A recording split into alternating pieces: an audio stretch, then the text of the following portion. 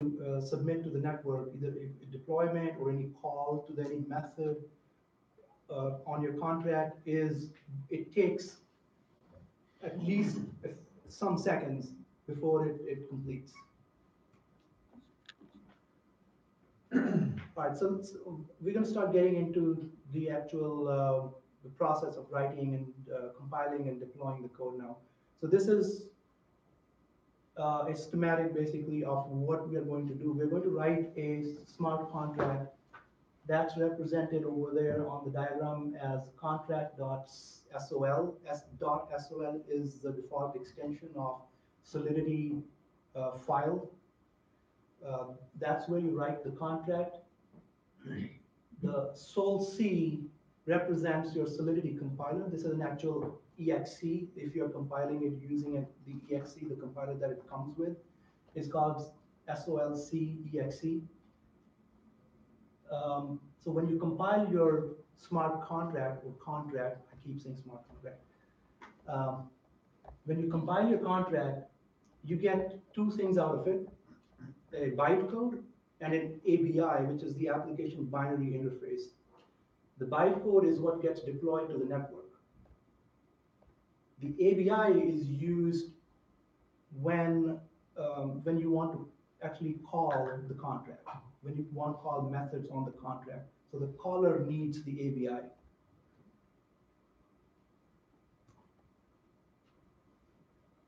The networks. So you can have a private network. You can run an Ethereum node on your machine and create a private network. You can also run a node on your machine and connect to a public network. It could be a test network, it could be a main network. You can also run test RPC. It's a utility that runs a test network locally. That makes it easy for you to test, do local testing. Test RPC was its old name, now it's called Ganache. So Rinkeby and Robston, these are test networks. Mainnet is your production network. The three on the top, they are live public networks.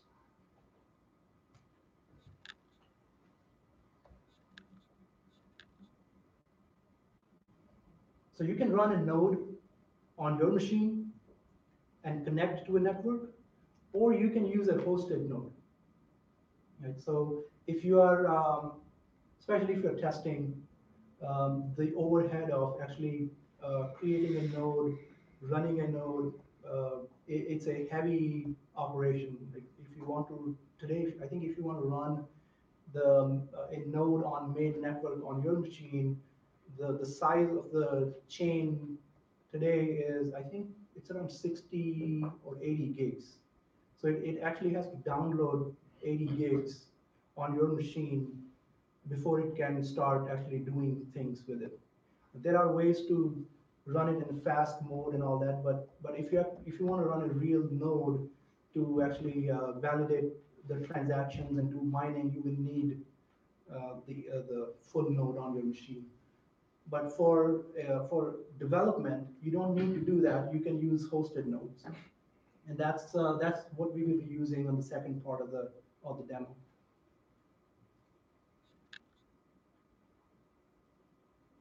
Just one more thing here about Web3. Your decentralized applications that eventually use your smart contract, they usually communicate using a JavaScript API, which is the Web3.js.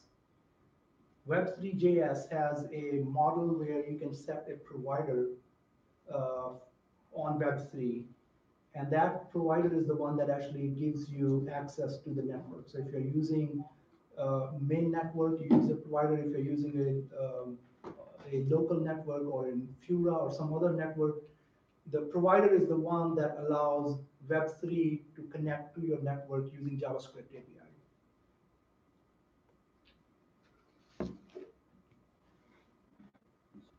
Let me see if I covered what I wanted to cover. Okay, so does anybody have any questions so far? All right, so. I guess one question, how many nodes are in mainnet? Oh, I don't know off the top of my head. It's probably a few thousand. So anybody can run a node and join the network. Um, and there are also pools that you can join. If you don't want to run your own node, you can join pools which are larger groups of people who kind of band together and run a node or a set of nodes. It's really not a big deal to run a node. It's very quick to set up. There is configuration that you have to do. And you do have to download the chain, the previous transactions. So it takes some time depending on your broadband connection for it to get started, but it's not a big deal. Anybody can do it in a few hours.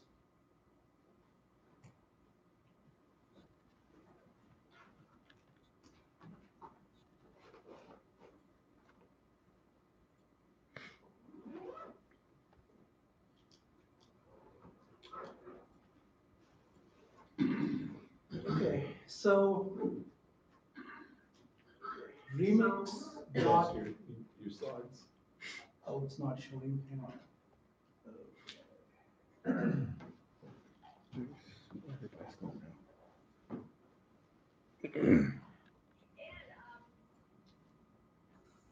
All right.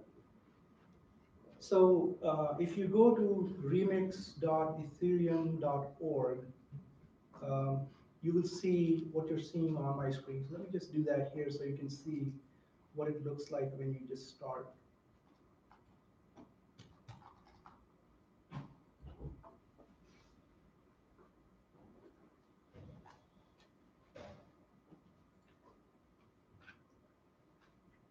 Okay, well, this is not what you will see when you start. I have this file cached here, but you will see this web page, which is actually a decentralized application itself.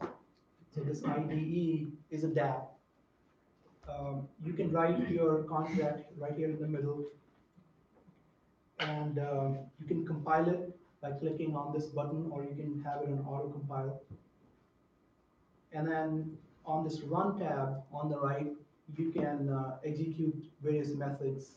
Um, you can deploy the contract and then interact with it. So this is a bare bones contract.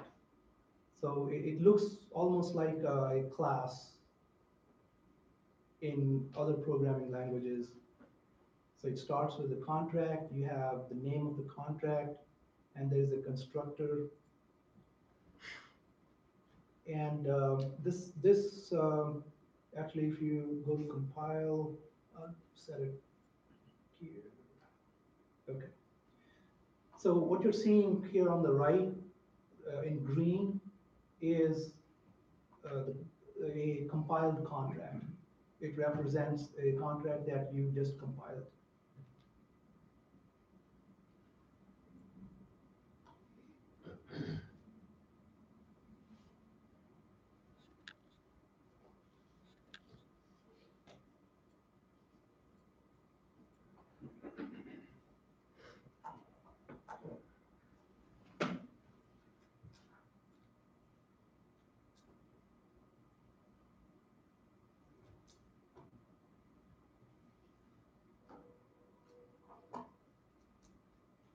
Okay, this is better.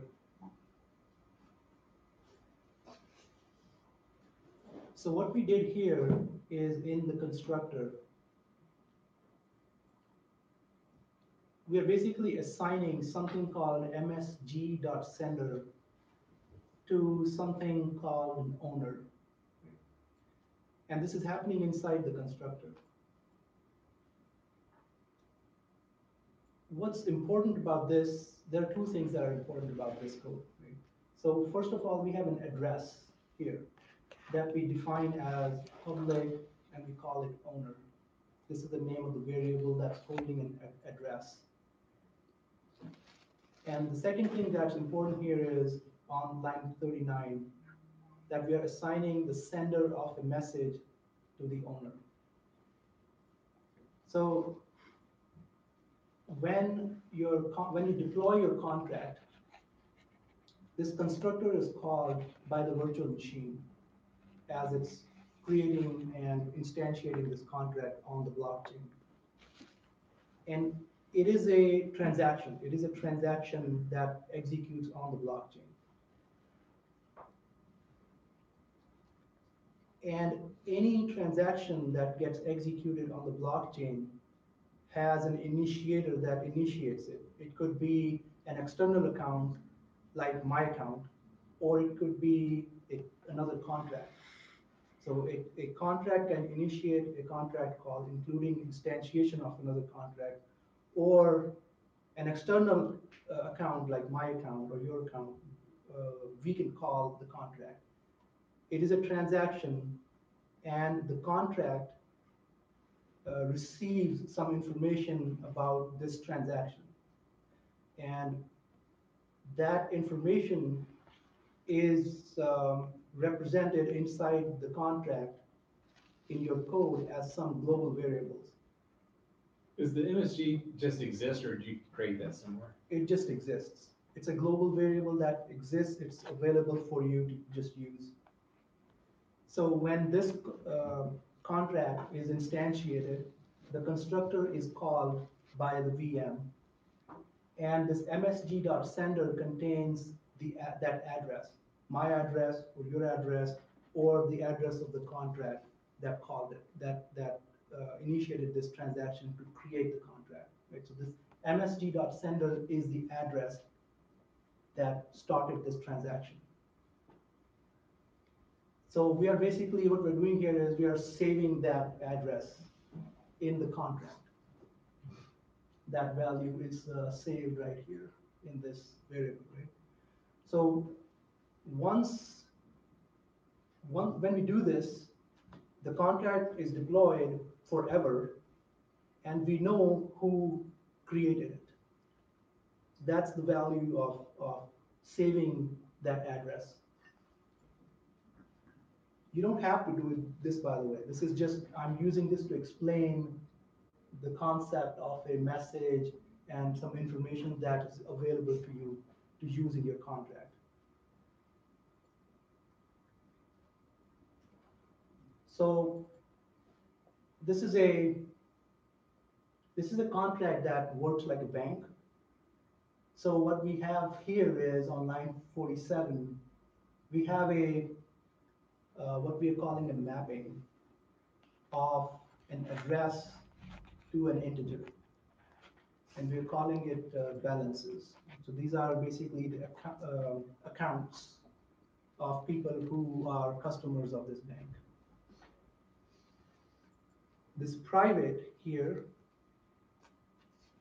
is, well, it's only private to the contracts on the blockchain.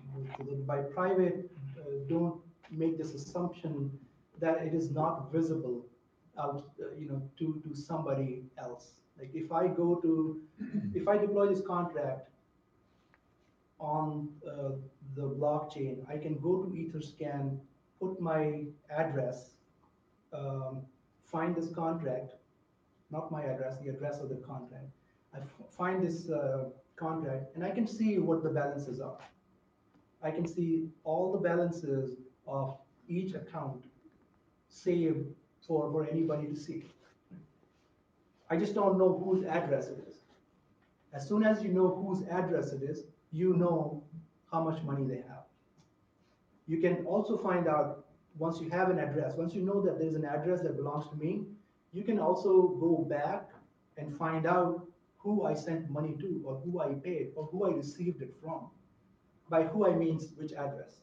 So as soon as you start identifying that this one address belongs to this person or this entity, you can start putting together this picture of, who has what or who's sending what to whom. Yes.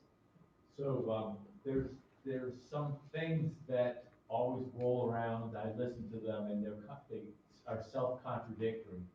So, you said when you put stuff on the public Ethereum network, that it starts costing real money, okay? I've just done some Googling and looked around at something called the gas price of different operations that you do. And then you said I can use Etherscan and look for a real IP address, and it can give me a balance. But one of these articles says that a balance operation costs 400 gas units. And so it seems like somebody is paying for me to even look at the Ethereum contract with a tool that I can get to for free on the internet, right? So there's a contradiction right there. And I can't resolve it without knowing a lot more about Ethereum and how it works. Right, right. So, so some of the transactions cost money, not all of them. It looks like a balance costs 400 gas units. Does that make sense? So reading a balance, you mean? I don't know. It just says the operation is called balance. So I assume it's reading the balance. Well, if you, so I'll get into that in a little bit once we have a deployed contract and you can see what operations are available to you on the contract. If it's an operation that is on the contract, and if that operation is not something that you've specified as a view or a constant, if it's not one of those two operations, it's going to cost you money to execute that. What you see on Etherscan is the public information that is part of the contract itself. The state variables inside the contract, you can view those. You can also view the bytecode that is deployed there. There's a whole bunch of information. I'll show you what that looks like on Etherscan.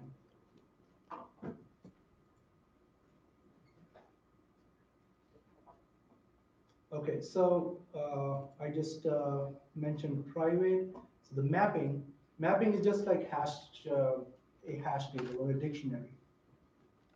So in this case, the keys in this dictionary are addresses and the values are unsigned integers. So in Ethereum, Ether is the currency, and the smallest unit of that currency is called WEI, so W-E-I. And that's the smallest unit. So the transactions that are transferring Ether or this value of this currency in these contracts, they are always represented as WEIs in your contracts. So that's why if I'm sending 6.54321 Ether, it is still stored as an integer in this table, hash table, because it is represented as the smallest unit in WEI.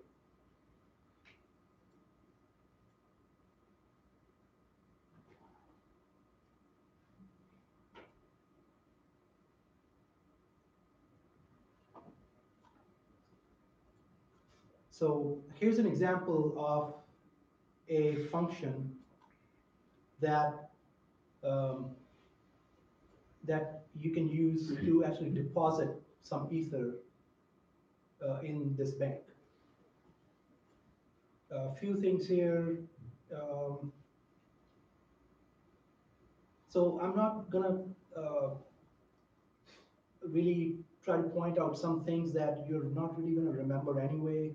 And if you actually start working with it, it's easy to look up. I don't really pay attention to this either. Like the syntax, if it's returns is here or it's either in front or in the back, compiler tells you, and then when you start working with it, you get used to, figuring out what the syntax is. I'm not really worried about the syntax. So this is a function, it's called deposit. It's public. Public means it can be called by other contracts.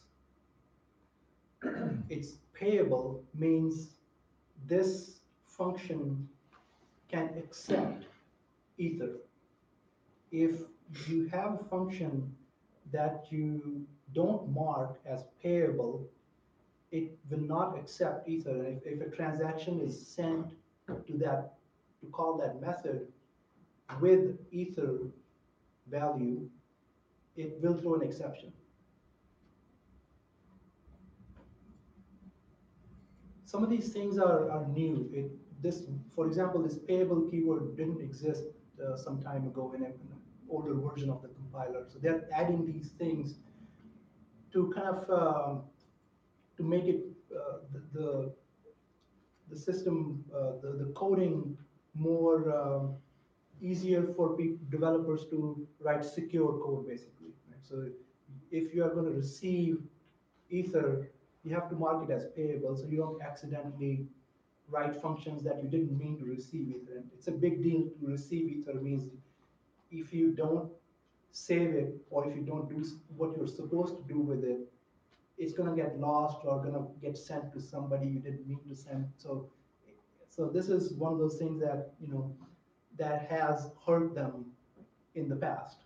Not paying attention to some of these things that has cost people real money. Require is a way for you to do an assert. Basically, it's basically checking checking a precondition. You can also use assert, by the way. That's also available. Assert is something that you will do if you really want to, if there is an actual invariant that you are testing against. Require is more geared towards input validation. They do basically the same thing. What you're doing here is you're basically incrementing what's in the hash table for the address who just called this method, right? The message.sender is the person who called deposit. It could be you, it could be someone else, it could be me, right? So this message.sender is the address of the person or entity calling this method. We are reaching into the table. Whatever is stored in the balances, we are incrementing it by message.value. So what is message.value? Message.value is the Ether that was sent with the transaction. So I will show you that later when we go to the IDE, when we actually execute it. When you execute any transaction, you can also send Ether with it. And that amount of Ether, whatever you sent in it, is in that msg.value variable. The Ether that, yes? So when you're saying transactions, it's like an atomic function where there's some actual guarantee that the thing's processed in a certain sequence and not like an atomic transaction or an ACID transaction type of thing. Is that what you're saying? Yes, yes. So any call that you make, including deployment of the contract, it's all treated as a transaction by the Ethereum virtual machine. And if there is an exception, or if there's a unsupported operation, it's rolled back automatically. So any changes to the state that were caused by the previous steps in the method, they all get rolled back. And then once we add the deposit amount to this person's balance, we basically send the current balance back to whoever requested the deposit.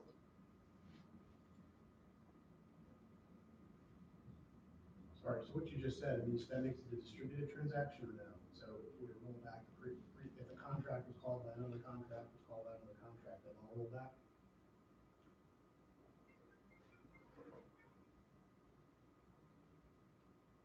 So if a contract calls another contract, that is, the other contract throws an exception, the contract that was calling the other contract does roll back all the steps that were executed before that. I'm sorry, I'm a little confused. So the sender would be the person sending the enter on the contract, because that's kind of confusing that if I'm sending money, my balance is increasing when it should be decreasing. So the sender in this case is the person receiving the money? Well, so basically sender is the person who's calling this deposit method.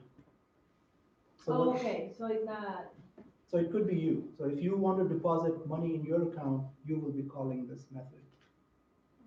And that's a good point, actually. I see where the confusion is coming from. So it will get clear when we try to use, when we actually use a actual live network. You will see that when we call this method, before this method is called, you have to identify yourself. You have to say, who is calling this method. And if I'm calling this method, I have to actually authenticate.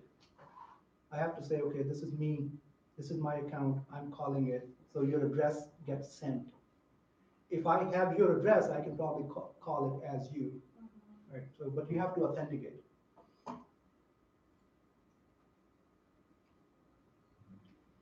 So this method here is a function that returns the balance to whoever is calling it. In this case, I've marked it as constant. A constant method basically means that it doesn't change the state of the contract. It doesn't actually affect anything, any state variables, values that are stored in the contract. In this case also it's public, it returns an integer, and all it does is returns the current balance of whoever called it. So this constant method, because it is marked as constant, and it's not changing any state. If you try to mark a method constant that actually is changing state, the compiler will not let you create it. But a constant method, once you have it, is not going to cost you any money because it's not actually making any changes.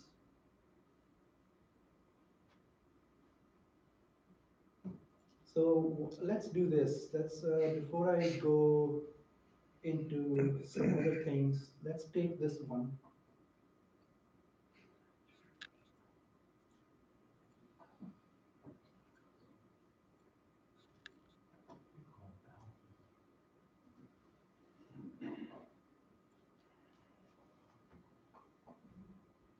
So I just pasted that code over here. And I'm clicking on this to compile it. So I'm getting this one warning here. I'm going to ignore it for now. I just want to show you what it looks like when you deploy it and how do you interact with it. So this green over here is basically telling you that it's compiled, it's ready for deployment.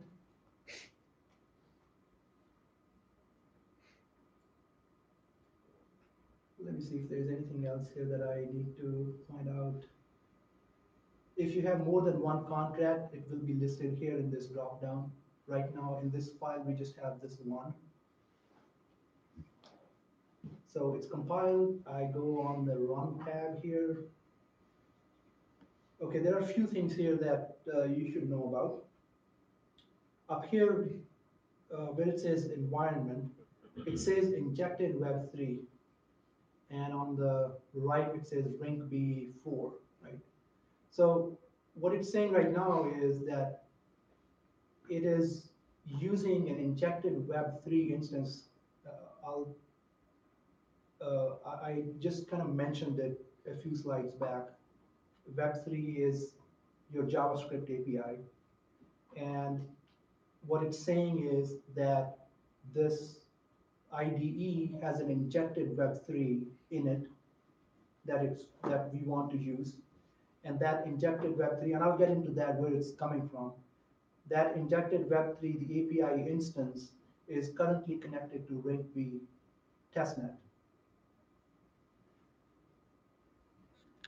What I'm going to do is, there are some options here, right? So there is this injected Web3, there is also JavaScript VM, and there is Web3 provider. JavaScript VM is a simulated Ethereum network that is built into this IDE. It's like a in-browser test network that you can use. It makes it quicker and simpler to test out things without having to worry about accounts. And to your question, accounts means like if I even have to test this, and then I have to authenticate and say, oh, this is me. So the way you do that in an automated test suite, for example, is to unlock an account using the API. So then when you run this test suite, you don't have to keep signing in. With JavaScript VM, it basically has some built-in accounts that you can use. It comes up with 4 or 5 that already have some Ether in it, so you don't have to worry about getting Ether into your account so you can do things. So all that is done for you, makes it easier to start testing. Web3 provider is the other option where you can actually, for example, if you want to run your own node and test with that, or you want to run what I mentioned earlier, test RPC or Ganache. So what we are going to do first is just use the built-in one. So I switched to the JavaScript VM, which is the built-in in-browser test network. And as soon as I did that, you can see here that I have 5 accounts that it just came up with for me to use. And they all have 100 Ether already deposited in those accounts. So I can just use one of these accounts to do what I need to do next. Value here is that value that you saw in the contract, msg.value. This is the amount of Ether that I can send with a transaction. Gas limit is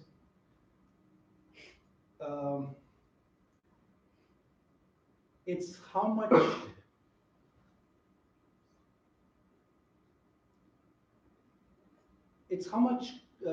complex I think the execution I'm expecting it to be. So basically what I'm saying here with the gas limit is if this call, so you have to pay for it, right? Any call that you make, you have to pay for it. So if I'm depositing money in my account, I have to pay for that also. If I'm calling a contract and that contract has a bug in it, and it starts looping through an array which has 1 million entries in it, it's going to cost me money. Right? So gas limit is my way of saying, don't go crazy. It's just a deposit. It shouldn't take 3 million Ether. Right? Don't take all my money. Right? So when you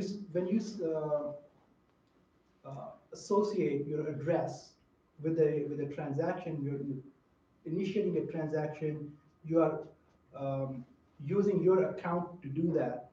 It is going to take the amount of Ether that it needs to execute that transaction out of your account. Any money left over is automatically deposited, any balance from that transaction is automatically deposited back into your account, whoever called it. So environment, account, which account are we using to start the transaction, gas limit, value, So those are the four things that you need to kind of get this set up. What you can do now is you can actually click on this button, deploy, to deploy your compiled contract. So if you click on that, we are running it in a test in browser network, so it's very quick. In production, it will not be quick. You can see down here a log of what just happened. We don't have the time to actually deconstruct this, but all the information about who called it, what the arguments were, how much ether was sent, where it was sent to, and a whole bunch of other stuff is available here in this log. If you are raising any events, any other information that you're broadcasting as part of this execution also shows up there. There's a debug button right here. I'll come back to that later. You can basically, any transaction that was executed, either here, or you can actually pick a transaction hash from Etherscan, just any old transaction. You can actually step through that transaction after the fact. So that's kind of what they use to debug it. There's no live debugger. It's all you can do is you can actually replay a transaction, basically. That's what debugging means in this context. So we deployed the contract, and it shows here that there's a deployed contract. On the right bottom corner there, right? So that it has a panel that says deployed contracts. Now it shows that a contract is deployed. It's called Simple Bank, and it's deployed at a certain address. It shows the address also over there. And the deployed contract, in this case, has two points of interaction. There's a deposit method, and there's a balance member variable that is associated with this specific instance of the deployed contract. So if you click on it, it will actually execute that method on your actual deployed contract. So you can test it out right here. So if I click on balance, it says balance call. If I click on it, it will actually call it. And you can see right here, this is the result of the call. So this zero semicolon, the zero colon, this basically means that it's the first value that was returned. And it's a unsigned integer, 256 bit, and the value is 0. So this first value basically really means that the solidity functions can return multiple values as a tuple type of structure. So you can actually send multiple variables in one shot. So in this case, we are just sending one, and that's this. Why Yes. isn't it 100? Does it say you start with 100? So that 100 is basically the amount of ether that is in my account, my Ethereum account, Okay. not in this bank account. Okay.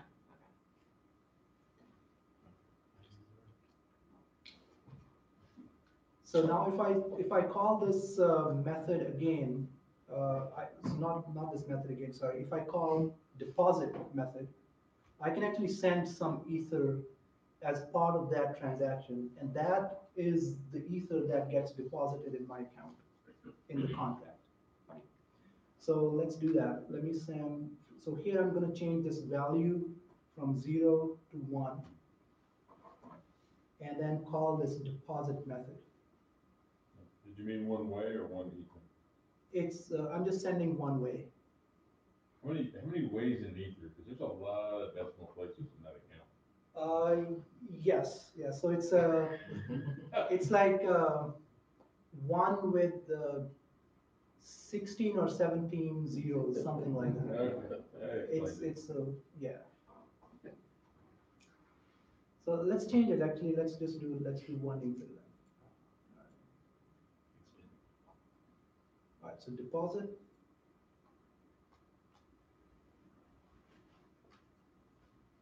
So you can see this transaction. What is the status of this transaction? Transaction mined, execution succeeded, transaction hash. From is the address that that started the transaction.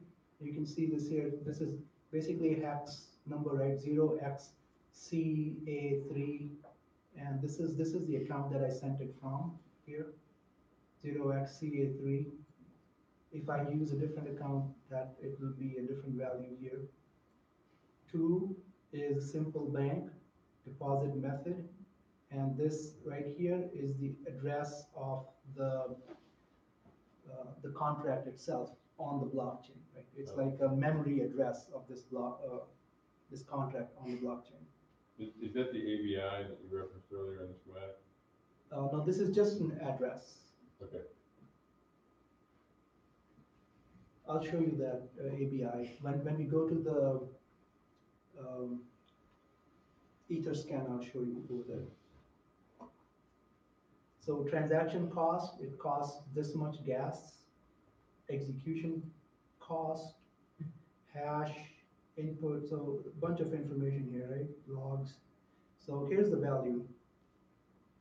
So this is how many ways we send. So 1 ether is this much. So, okay, so now if I call balance, remember when I call balance, it's going to use my address and get my balance. Right? So, and I'm calling it from this account, 0xCA3, so it should give me the balance now that we just deposited.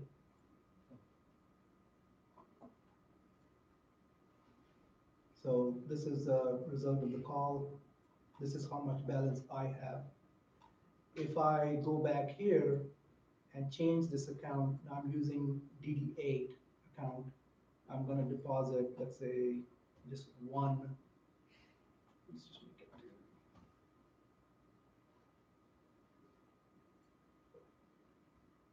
2. And then call get balance using this account. It's 2.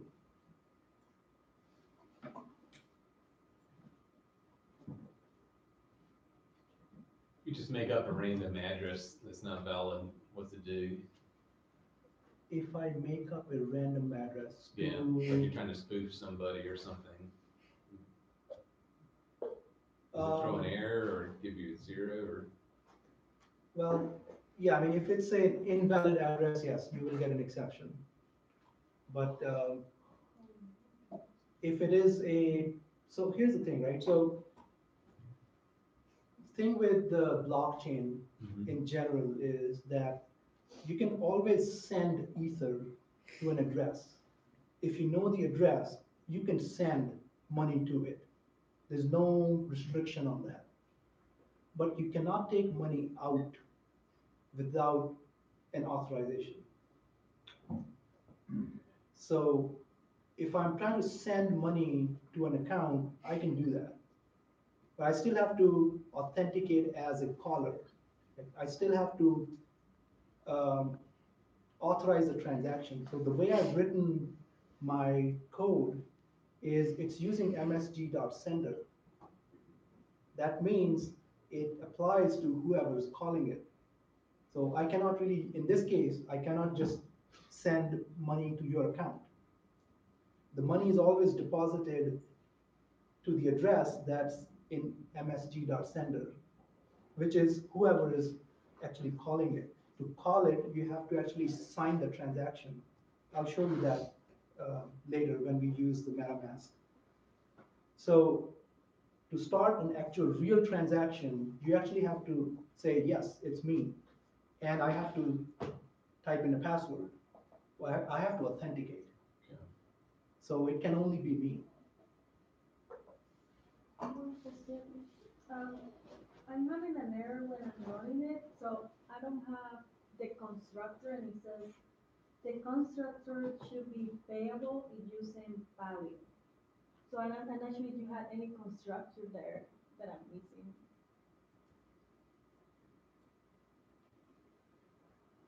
No. Yeah, I don't have, so this version that I just pasted from my notepad doesn't have the constructor.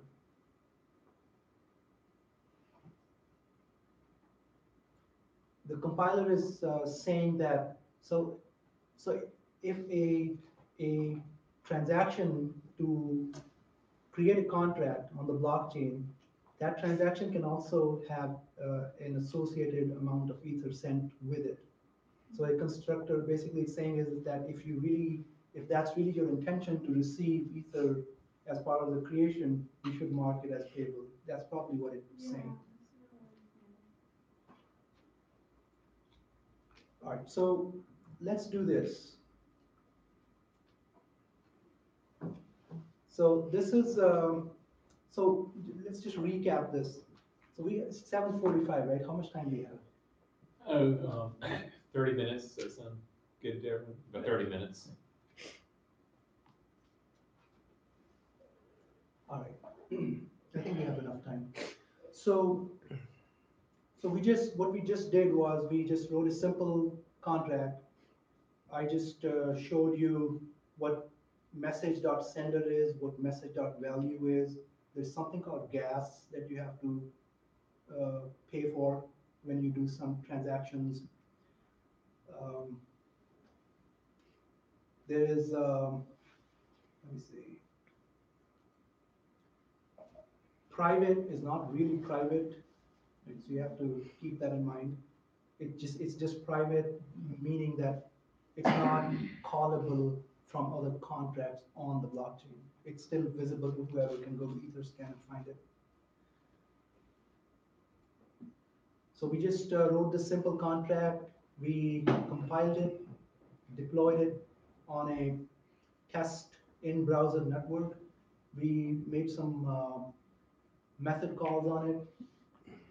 So what I can just show you quickly right now, what it looks like when you try to debug this. So this debug basically means a transaction that I can replay step by step and see at each step what the state of these variables were at that point. So here's a debugger. So this deposit call, I'm stepping into it. There are these buttons here. So I'm not explaining every single thing, just showing you what it looks like, so you can go home and play with it. It's very similar to what you would see in any modern IDE. You can step in, step out, exit, and you can also see the values of the variables. For example, the balances, this hash table here. So if I step into it, this is next line. It's looking at, it's basically trying to reach into the balances hash table, the mapping. I shouldn't call it hash table, it's called mapping.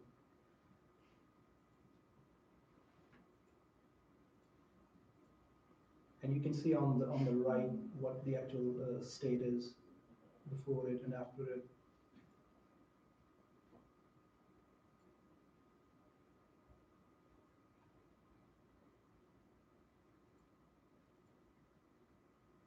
And then you have, finally the balance is the second one that we added as 2 ether from that account. So that's what the debugging experience looks like in this IDE. So if you didn't mark that as payable, then anyone could call it, you could call as much as you want and everything's free. If you still could don't, execute it, but it couldn't accept either, right? yes, exactly. So if it's not marked as payable, then I cannot send ether as part of that transaction. Okay. So if the EVM sees that a transaction has been initiated and there is an ether in it as part of that call, and the method that it's trying to actually execute is not payable, it will throw an exception. Okay. If you mark it as constant, it would be free. Well, If it didn't no, do any no, transactions. that will not compile. You can't mark it as constant if, if you're going to receive an ether and save it, that means it's going to change the state of the contract.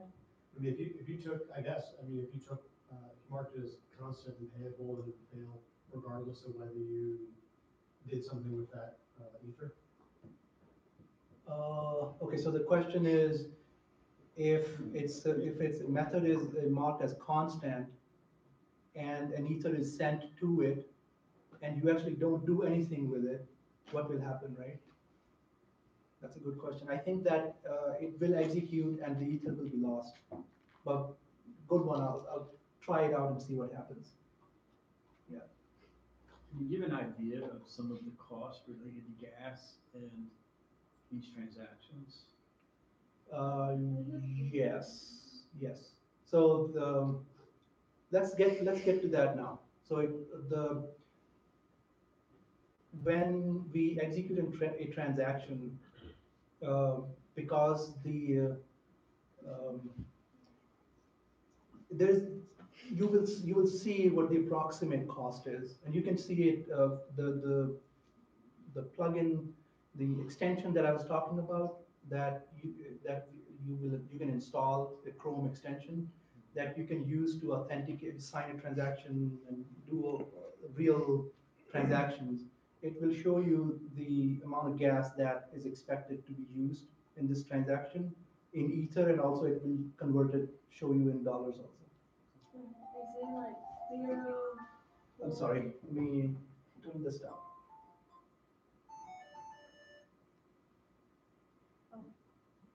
Yes. There is a website, ethgastation.info, and it's showing the price of gas.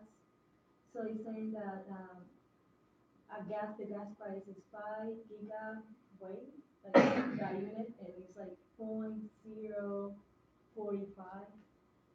like 0.045. yeah, Okay. 0.045. That's a good way. You can also see that there's many websites where they keep track of these metrics and the actual current cost, because it varies, it fluctuates moment to moment, basically. Who's on the other end of that? Like when I pay a certain amount of ether and gas, who receives that in this? Okay, so the ether that you send as part of the transaction, that's in the msg.value. That is meant for the contract to process, so whatever the contract does. In this case, it's going to deposit it in that person's account. It could be that it collects all that input and then does something with it at some point.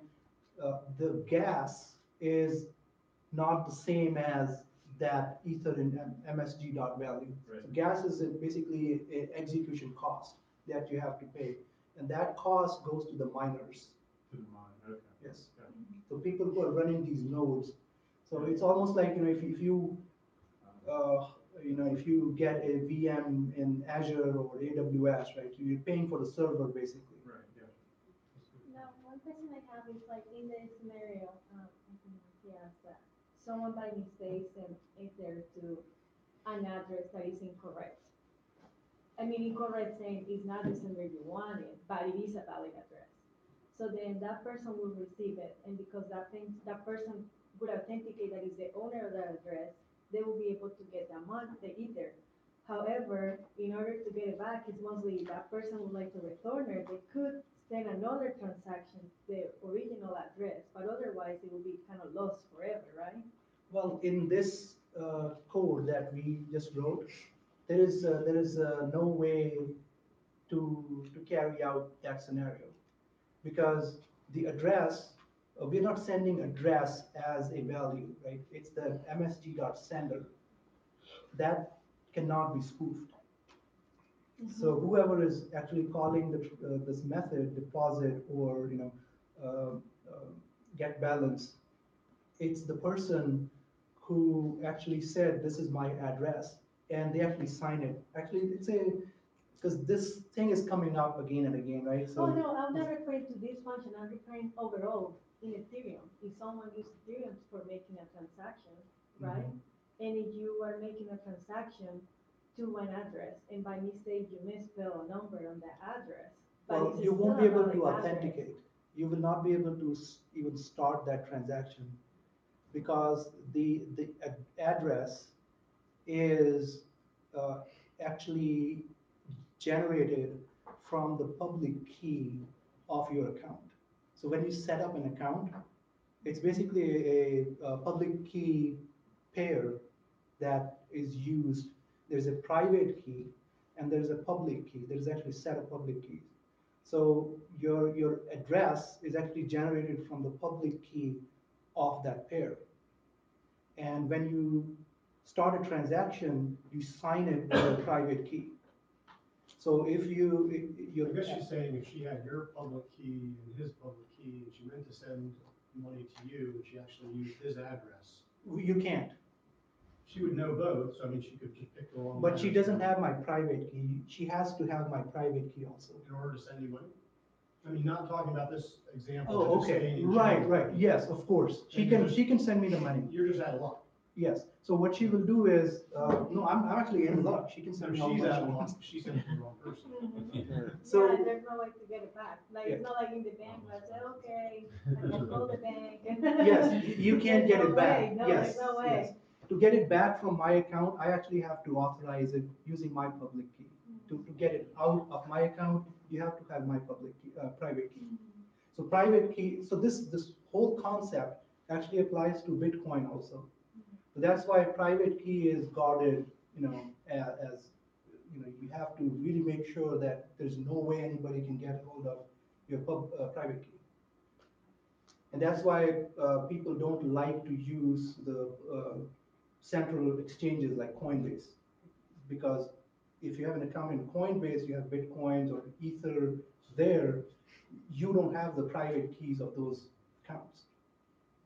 You don't own them. Coinbase does. So what people usually do is they actually transfer the money that they have in Coinbase to their own accounts that they hold private keys to. So private keys are important. That's how you authenticate. All right, so we have, so this is that. So let's do that step where you actually have an account and you sign in and you use your account to authenticate, right? So what you can do is you can actually do that yourself. If you go to metamask.io, it's a Chrome plugin that you can install.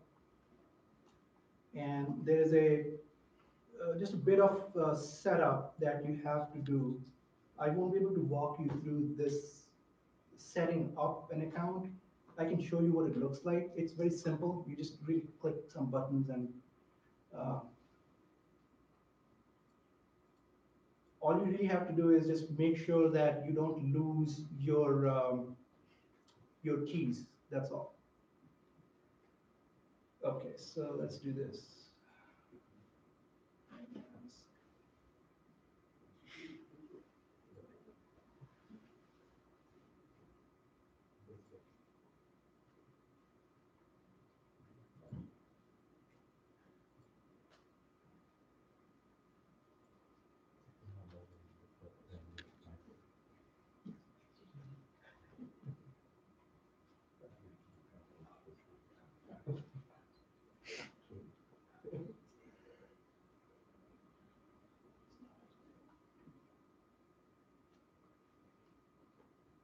So I'll have to actually, what I'll do is I'll uninstall this and then do it fresh.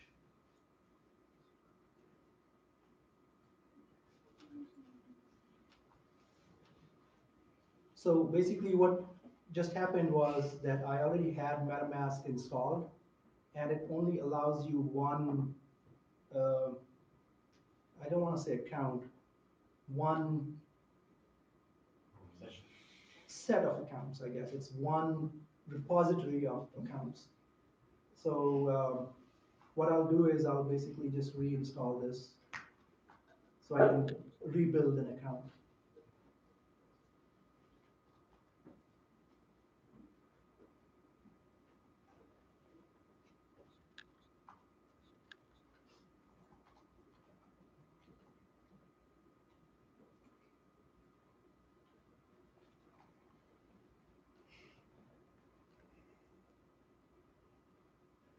So while that's going,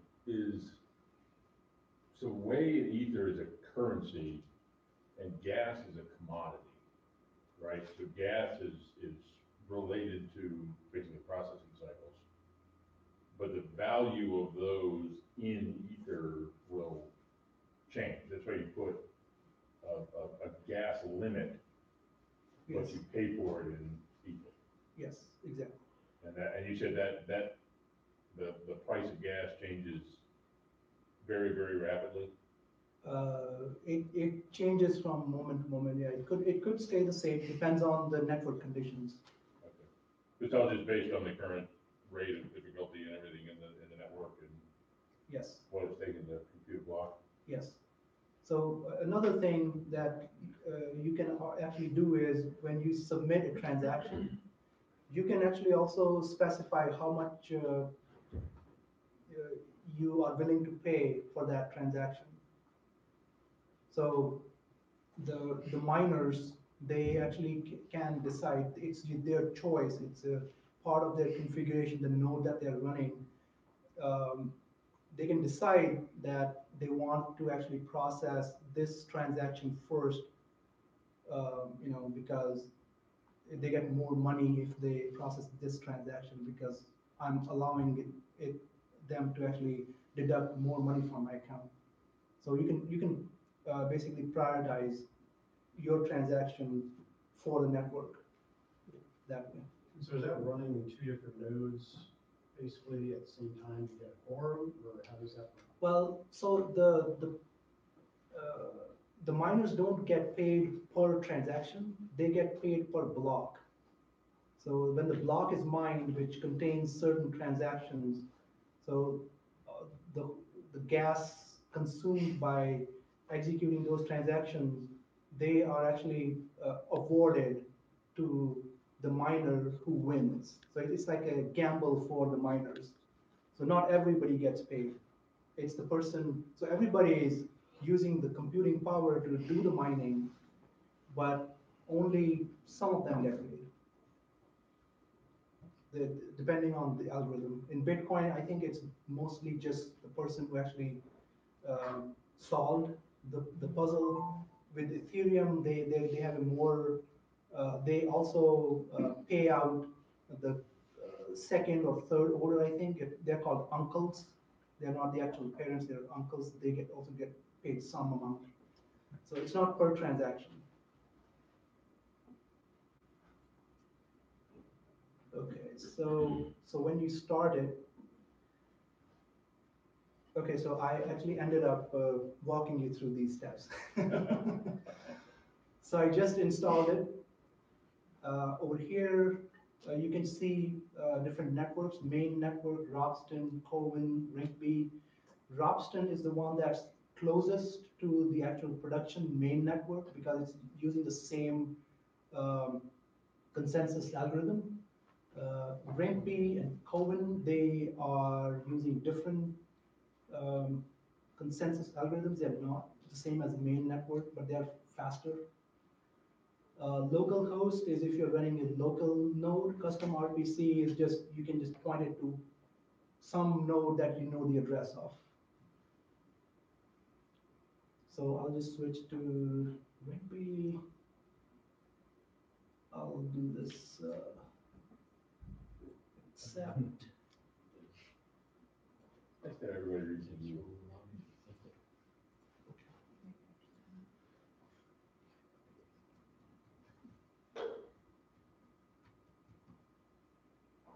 So it's basically, they're calling it den.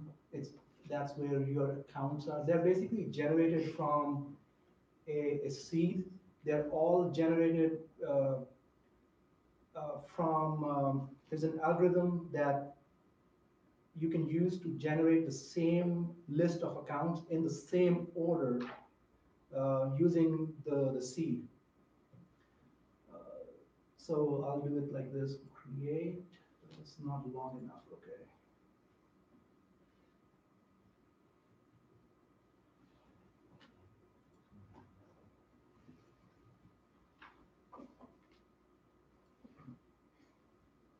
Okay, so these words here, This is called a mnemonic.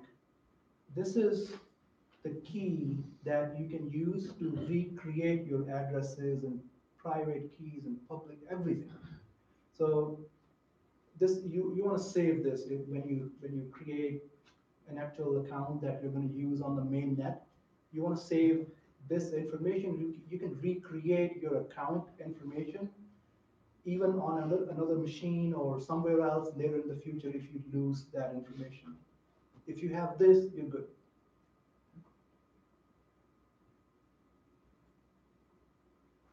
So this is an account that just got created. This is the first few digits, 0x71090. This is the account address, basically. So if you want to send money to this account, this is the address you can use.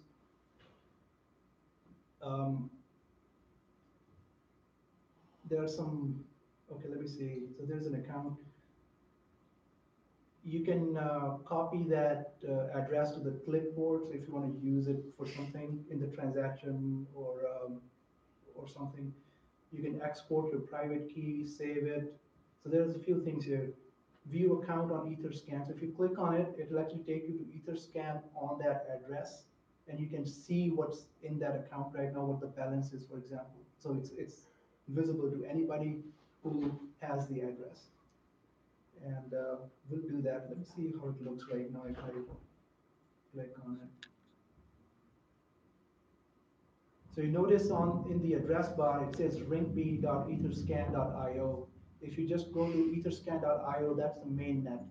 This is Rinkb test network. So on a test network, you're not using real ether. So this is all just monopoly money. There's nothing to worry about.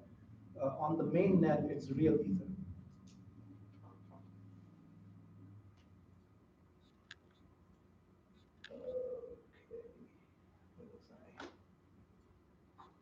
All right, so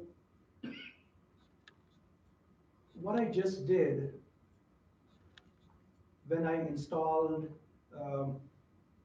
MetaMask, this plugin is called MetaMask, is this MetaMask is actually creating an instance of a Web3 API, and it's injecting it in every page that gets loaded in this browser. So it's automatically injected into every page that is loaded or will get loaded as long as the plugin is enabled.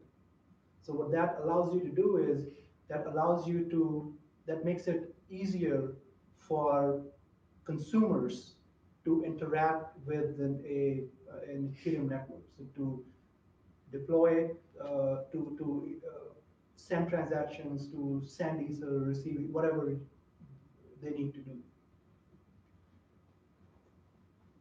So what we do now is in Remix, we are going to use this option of, instead of JavaScript VM, we're going to use injected Web3. Right? So right now it's showing Rinkb here because that's what this MetaMask is pointing at. So if I change this Rinkb here to main,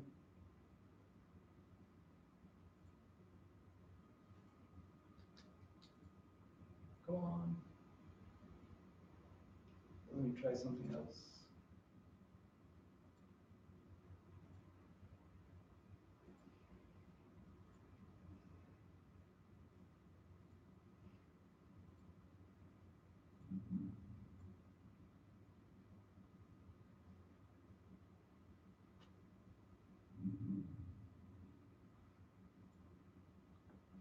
It's not refreshing. It'll refresh in a moment. So basically, when we use injected Web3, it is going to use whatever MetaMask is pointing at. So let's try that now. Let me just reload this. Maybe that's what it means.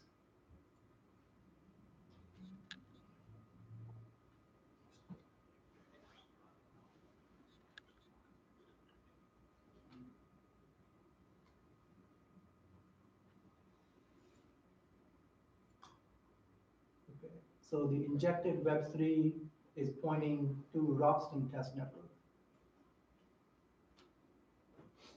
So what you need first is you need some money in this account. Right now it's 0 Ether, it's showing here in dollars also, right? So right now it doesn't have any Ether, so you cannot really use this account to actually execute any transactions. So first you have to get some of that monopoly money in it before you can do something with it. So you can see how using that in-browser test network just makes it simpler. You don't have to worry about all this. So to do this here, what you have to do is you have to go to what's called a faucet to get some funds to do some testing with. So this is Ring-B authenticated faucet. So what you basically do in to get some funds is you have to, let me do that step. I will not explain it. It's, I'll show you where to find that information. I'm just going to copy the address that I want funds transferred to. And I go to, let's say, Twitter.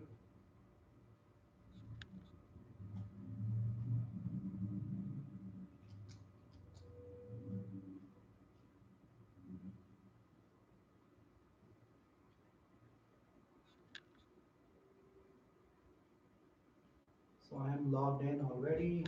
All I do is paste that address here. It doesn't matter what else is in the message. You can write whatever else you want. But you do want the entire address in this. So just send it out and then copy link to this tweet. You just copy that link, come back to this faucet, put that link over here, and says, give me Ether, which is, I'll just get 3 right now. Authenticate storefront. You don't see any other storefronts, do you?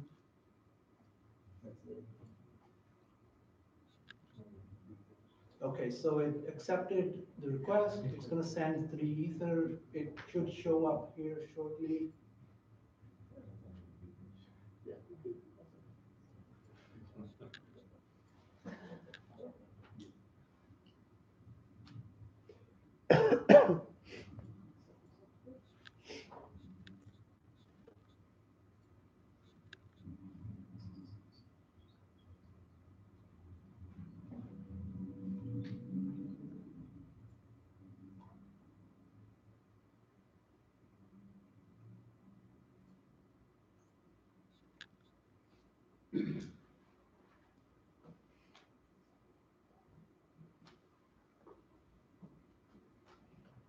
So any transaction that's submitted, even this transfer, is actually sent to the network to be mined, and it takes 15 seconds for the next block. So it's going to take about that much time before it starts showing up.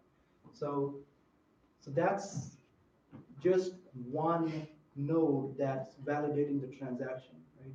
So if you're doing anything real with this, you probably want to, when you do this in using some offline wallet, or if you use a wallet to do an actual transaction, you will see that when you send a transaction, it starts showing confirmations. 1 confirmation received, 2, 3, 4. Over a few seconds or a few minutes, you'll see the confirmations start coming back in for your transaction. And usually you want to wait for like 6 transactions, 6 confirmations before. What basically that means is that 6 nodes have validated and converged on the validity of that transaction. So if a 6 has, so you can see that, right? If there are 2,000 nodes, they all eventually have to agree that this much amount was transferred into this account. So they all have to eventually agree. So if you want to be 100% sure, you have to wait for 1001 confirmations. As soon as you have 51% of the nodes confirming a transaction, you know that that is done. If it's less than 51%, there is a very, very small chance, but you could be wrong. If you take steps, if you're sending $1 million to somebody, you don't want to just do it with 2 or 3 confirmations. You want to wait, right? So that's the point, basically.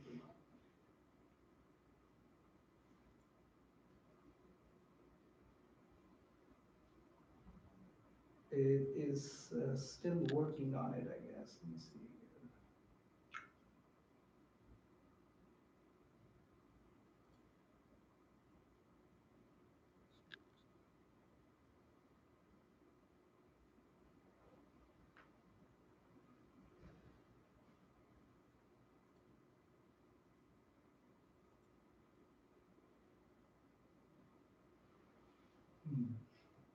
Yeah. Oh, it's, I have to go to Rinkeby. I'm sorry. I went to the Rinkeby faucet, right? So my bad, sorry. I'm checking the wrong account. Okay, so There we go. so the account on the Rinkeby network now has 3 Ether, right? So what I can do now is if I go here, I can deploy this contract on Rinkeby. So if I click on deploy, it will actually send it.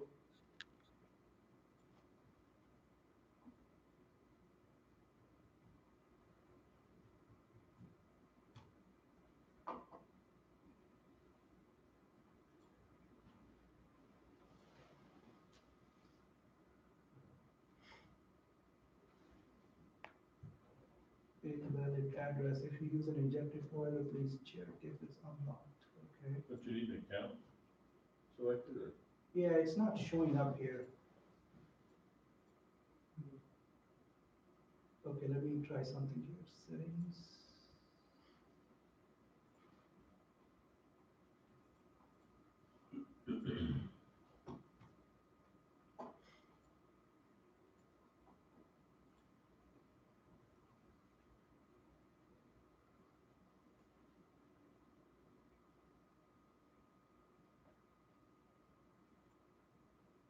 Okay, so this is the account. So I have only one. And deploy. Okay, so this is the workflow that we have been talking about, right? So when I'm sending a transaction, MetaMask is now popping up and saying, authenticate this transaction. Do you want to do this? Right? So it's showing me the account, how much balance I have in my account. It's a creation of a new contract.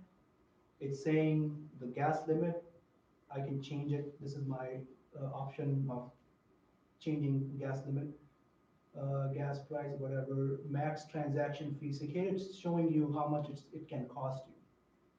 Right, so 5 cents max total. So here I can either submit or reject. When I submit, it is going to sign this transaction with my private key for this account. So this is what is the authentication part of the transaction.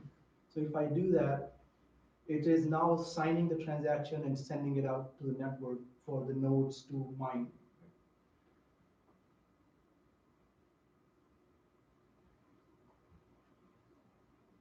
So here is the link to that transaction that's going on live on Etherscan. So if I go there, you can see here, this transaction is pending, no Ether was sent, all the other things here. So this is how, if you refresh it, eventually within a 15, 20 seconds, it will show that this is mine, there's confirmation, and then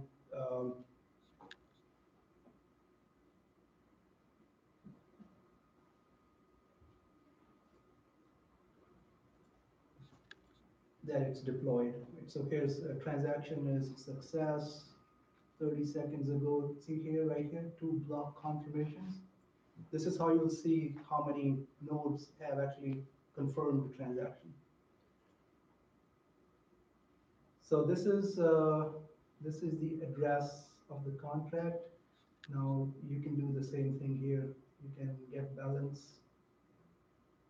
So this get balance is a constant transaction. So it's not costing anything. It's just executed locally. It's not actually sent to the nodes for mining because it's a constant transaction. It makes no changes, right? So deposit, if I click on deposit, if I send one way to this deposit, it will ask me for authentication again because it's going to cost money. So same thing. So now this is a deposit transaction. You can again go to this link here, which is the information about this specific transaction, not just this account, but this one transaction. And you can see how that transaction is getting processed. This is still pending. So you get the idea, right? So this is kind of the flow. Write some code, deploy it.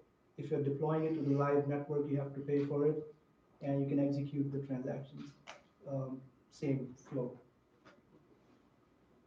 So this is just one very narrow slice of what you can do with this or how you can do with this. You don't need to do this in this IDE. You can write your code in a notepad or whatever else. There are tools available to compile it, deploy it. There is a Web3, like I mentioned, that's that's a go-to. That's the way most people actually try to do this with creating an actual application on top of blockchain using Web3 API. All right, anything else, any questions? We can wrap it up with this. Out of curiosity, what's the most interesting application you've seen blockchain used for? Well, there's CryptoKitties. I mean, there are several useful applications that I know of. There are hundreds out there that I don't know about. There are many actual applications in production with the Ethereum or the IBM one for enterprise applications. There, I can put some links in Yeah, the you do notes. it. I'd just be interested to see some examples of what people are actually. Yeah, I mean, I can give you one example. The one example is De Beers, or there is another conglomerate, the diamond producers and distributors. They have used blockchain to track creation, inspection, production of every single diamond that comes through their system at each step. And they record it in a way, because it's tamper-proof storage. There's no way anybody can go back and change where a certain piece of diamond came from. They actually have the identities of the people who did the inspection on a certain date on a certain diamond, along with the how the diamond actually looked at that stage. It's raw, uncut, it's being cut, it's being cut, it's at this stage of cutting. So all of that information is noted on the blockchain. So to avoid to make basically give confidence to the people who are buying the diamonds that it's that the diamond that they just received came through this these steps that cannot nobody can go back and Right, change it. Did that come from the conflict diamond problems and things, you know? No, I don't know that. So But all it says is that somebody at that point said with cryptographic security that they did that. Yes. And there's still a one-to-one person trust. All you're doing is saying the private key of this guy represents that this guy said at this point in time that we've done this operation. Right. I think, yeah, I mean, I think when you look at how the fraud actually is executed, uh, in somebody who's actually trying to swindle somebody, like in this chain.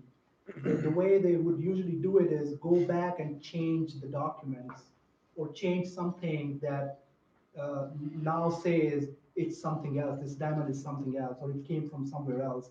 So this, when they do it, when they actually do this tracing that cannot be changed, there's no way for somebody to, well, they can do it, but it can be reconciled, and they can take a look at it. But didn't PKI a long time ago solve that problem by, you take the document, you hash the document, you take the document and you create a certificate with the hash in it in the 2 design field, and then you sign that with your public-private Yes. pair. And so, I mean, it's not as if the blockchain came here and did anything special. This cryptography has been around for a long time. Yeah, it's using SHA-3 hashes. The along the way. whole idea of the blockchain was to produce this newspaper technology where you can publish the hash in a newspaper so that you can go back and look at this particular date. Was this a real document at this date? So this it's not aspect, repudiated, right? so this characteristic of the blockchain, where the store is tamper-proof, it's hashed, chain, is just one aspect of it. The other aspect of it, the blockchain solution, is Miners. the miners, the convergence of a agreed upon value. That's where The proof of work or proof of stake or whatever the consensus algorithm is, has to be analyzed in the context of the cost that it produces for the system. Yes, absolutely. So if you put this stuff in the database, like De Beers, you're gonna buy a De Beers diamond, you would go to De Beers and say, okay, give me the database element, and then you would look at it and you'd say, yes, this person, signed this at this particular time, or at least that's what their document says. Right. And then cryptographically, with cryptographic certainty, you would say, yes, he used his public key. Right. So So he gave basically, you this. in this case, you don't have to trust De Beers, right? So So it's not a matter of trusting the bears, it's just the bears would hold the record. The whole idea of the blockchain is that. well, in this case, the record is not with De Beers. It's a public record. So the photos and the information and it's all on the blockchain. So the actual photos, the pictures, can actually be stored in IPFS, which is the Interplanetary File System. This is just one way of, it's basically a file system for the blockchain. Well, and I've heard Flurry talk about this, you wouldn't actually put that data or a big 4K. You would put it on, 4 meg file. yes, You would not take on- a hash of it, put the hash in, and then put a reference to where the actual image is that would hash to the same value. so The IPFS, bears could still save that same record in their database and give you all that information. so you can actually store that information, the large information, in IPFS and have a hash of it. So IPFS is the same, gives you the same confidence that the blockchain storage has. So once you put that file over there, you can actually even see the file and you can see its hash. So you don't, De Beers doesn't have to store that, Well, and the photo. blockchain doesn't have to store it either, just the. no, it's not the blockchain, so it's the IPFS. You store the hash in the blockchain. But IPFS gives you that same confidence that this hash belongs to this photo and it is this photo. And you can actually, once you have the IPFS address of that hash, you can actually go and look at that photo. If somebody came up with a euro of a file, a significant file, or even an insignificant file, that matched the cryptographically secure hash, I would say, yes, that file belongs to that hash. And I'd have to, or I'd have to say cryptographically, if the hashing algorithm has been broken. If you can create a file that Well, I mean, cryptographically hashes yeah, to you do an- have to trust cryptography, the hashing algorithm. You do have, yeah, I mean, that's So That's a the given. people who argue that blockchain solves a bunch of problems, I really wanna argue with them. Yeah, it And the doesn't, problem it is that doesn't- people won't argue. yeah. They will not publicly argue about the blockchain and the problems with the blockchain. They will say, Mike, you're just causing trouble, just look, it's too complex to talk about here. And I go, that's fine. No, You I'm can say not, that, but you're not I'm gonna- not saying You're that. not gonna earn Mike as a believer Right. until you argue with me. Yeah, about yeah. the- So I'm not saying that, I'm willing to, do this debate. We can still keep doing it, I guess. I don't know when Actually, do let's you? go ahead and close the meeting. I want to thank everyone for coming, and thank you, Ash, for doing a great presentation on this hard topic. I like to understand it so much better than before, and I want everyone to take a magazine, and also go to the meetup site, and at the bottom of it is a link that you can subscribe to this magazine for free for a year if you guys want to do that. I thank you, everybody. Thanks for coming. Absolutely.